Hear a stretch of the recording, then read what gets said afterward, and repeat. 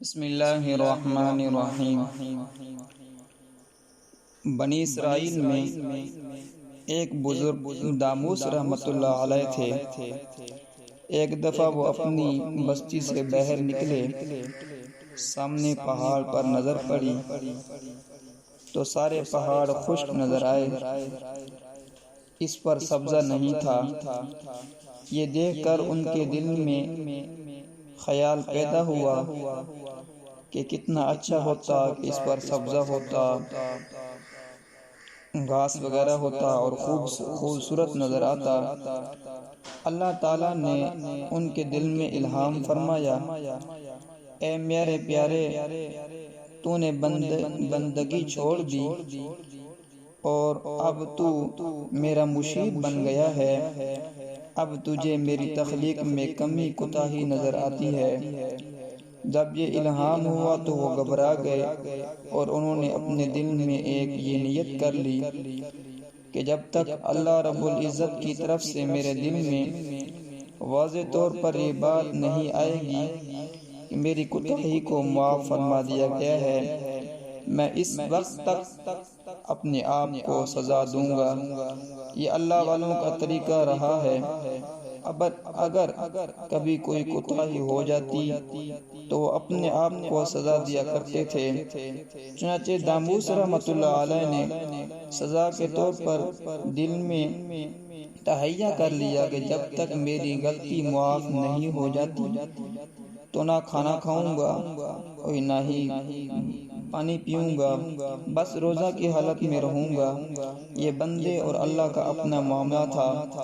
حضرت اقدس تھانوی رحمۃ اللہ علیہ نے لکھا ہے کہ بندے سے اگر کوئی گناہ ہو جائے تو اپنے اوپر کوئی سزا مقرر کر سکتا ہے، مثلا میں اتنا پیسہ صدقہ کروں گا، میں اتنی نفل پڑھوں گا، یا کوئی ایسا کام کہ جس سے انسان کے نفس پر بوجھ پڑے اور وہ گھبرائے۔ انہوں نے بھی یہی کیا کہ دل میں سزا کے طور پر فیصلہ کیا۔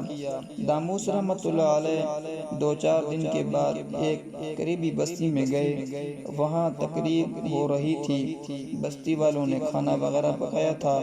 جب دسترخوان لگا تو لوگوں نے ان سے کہا کہ آپ بھی کھانا کھائیں۔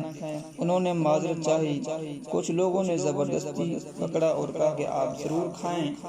انہوں نے کہا کہ نہیں، مجھے کھانا نہیں کھانا۔ ان میں سے ایک نے پوچھا کہ آخر وجہ کیا ہے؟ انہوں نے وجہ بتائی کہ مجھ سے یہ کوتاہی ہوئی ہے، اور کہنے لگا جناب یہ کوئی اتنی بڑی بات نہیں، ہم سب بستی والے مل کر اس گناہ کا عذاب بھگت سکتے ہیں، آپ کھانا کھا لیجئے۔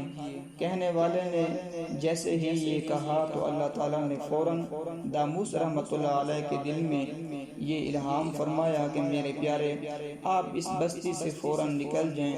چنانچہ جیسے ہی وہ نکلے، اللہ رب العزت نے اس بستی والوں کو زمین کے اندر دھنسا دیا۔